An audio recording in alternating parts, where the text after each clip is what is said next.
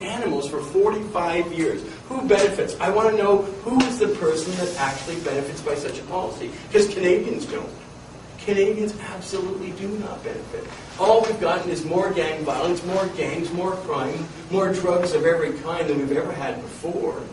Right? So it clearly doesn't address whatever problem they thought they were addressing. Right? And so 20 years ago I thought, man, our people are really, really oppressed, so I've got to come up with some idea, some way that we can earn a lot of money. Right? And one of the things I wanted to teach people, too, is how to be good capitalists. The problem with the movement up to the 1980s and early 90s was they were all kind of like hippie people. Right? People that didn't even like money, that were socialists, and they didn't want to be responsible with money. They said, I would use money as a capitalist road. I said, that's the wrong attitude. We've got to have money, because we need to promote our point of view. We need to get our story out there, and that's only possible with one of things. And I started studying revolutionary movements around the world, and I found that every single movement that started with violence still continues to this day with violence. So you can't have a violent revolution. And I thought, what a perfect revolution would be is all about peace, all about unity, would require no losers, it would have only winners, it wouldn't require violence, it wouldn't require intimidation or force, it wouldn't even require taxation. It would simply require that we advance a plan as our representative of what we stand for. And what is it we stand for? Marijuana people stand for one love, unity, cooperation between the races, cooperation between the sexes. We're the most, non-classist oriented group there is in the world. When you pass a joint, everybody is welcome. I've never seen someone say, no, you're gay, you can't smoke with us, or you're black, you can't smoke with us. Never, ever seen it. We're easily one of the most open, benevolent cultures ever. I'm going to tell you that the world owes the pot people. By the time you're through, you'll understand that the world owes the pot people an enormous debt of gratitude that they cannot possibly, the straight people of the world, the prohibition of the world, cannot even begin to appreciate what we have given them in the last 50, 60 years. Because the world has been made a great, beautiful, wonderful place by the contributions of the pot culture. The people of the marijuana culture have given more to the world than any other group. I'm not saying the Chinese don't make a lot of stuff, but they don't invent anything. They don't invent anything. They're not smoking pot in China, and they don't invent anything. They don't smoke pot in Sweden, and they haven't invented anything since the bulb. Right? Okay? The people that are conscious, that invent great cutting-edge things, are mostly North Americans that smoked a lot of pot. It's amazing. When I get through it, you'll be totally, utterly convinced. Everything that's great in the world today came from a pothead speaking English in North America. It's amazing. And it's a consciousness that's developed from our culture of being cancer. And here's the thing. 20 years ago, the situation looked bleak, and I thought, I've got to come up with some way that we can generate millions and millions of dollars. Because I looked at other movements around the world. I rejected the violent ones like the IRA. But I looked at the gay liberation movement, and I thought that was fascinating. Because what they sought to do was recreate a structure. They wanted media. They wanted their own newspapers. They wanted their own radio shows. They wanted their own propaganda, as it were. And they wanted their own clubs where people could hang out together. And then they wanted parades. And then they wanted acknowledgement and normalization from the rest of the community. And they wanted to be respected. And I thought, well, that's an excellent model to go for. Because they had a legitimate point of view. They're practicing a peaceful, honest lifestyle that ought to be accepted for what it is. And that's what we do. We're a peaceful, honest lifestyle. And we're hunted down like animals everywhere on earth. So I thought, well, if people sent me millions of dollars, and I sent them all these seeds, they would grow, hopefully, millions of plants throughout the world.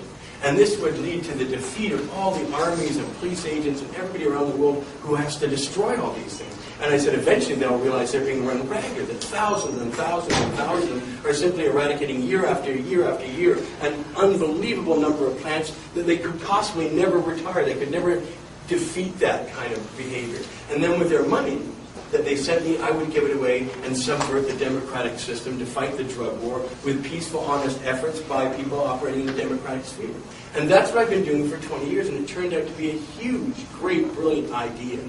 And that people sent me millions and millions of dollars, and I gave away, from 1994 to 2005, I gave away $4 million to groups to challenge in the Canadian Supreme Court our marijuana laws. I paid for the challenge in 2003 that we lost 6-3 in the Parliament. By the way, the six judges on the Supreme Court that voted against legalizing marijuana were all the Anglophone judges, and the 3 that voted to legalize marijuana were all the Francophone judges. So never ever say anything bad about Quebec.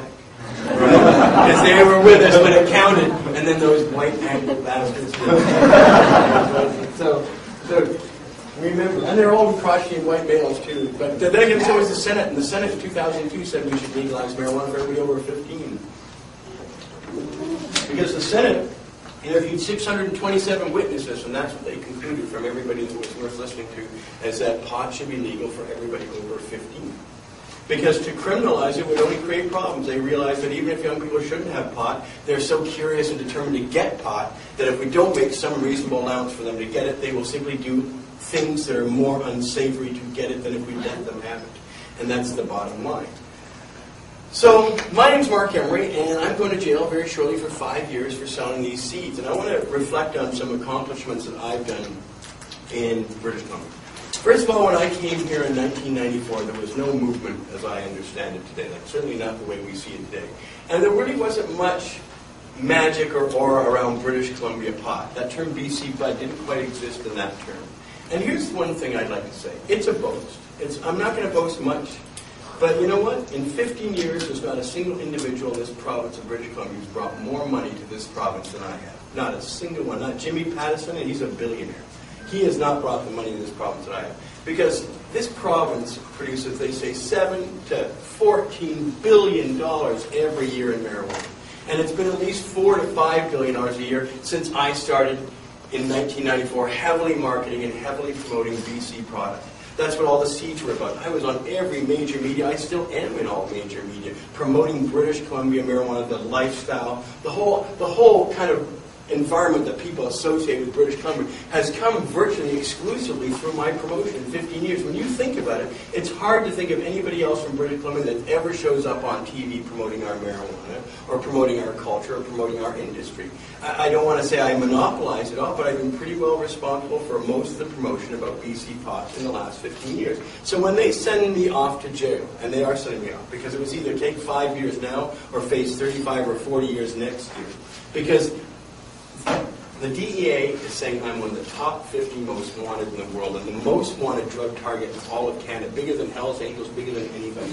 And when they use hyperbole like that, you know you're not getting the low end of the sentence if you're actually trying to fight them in court. They were on Lou Dobbs saying I'm responsible for 1.1 million pounds of marijuana worth $3 billion. $3 billion.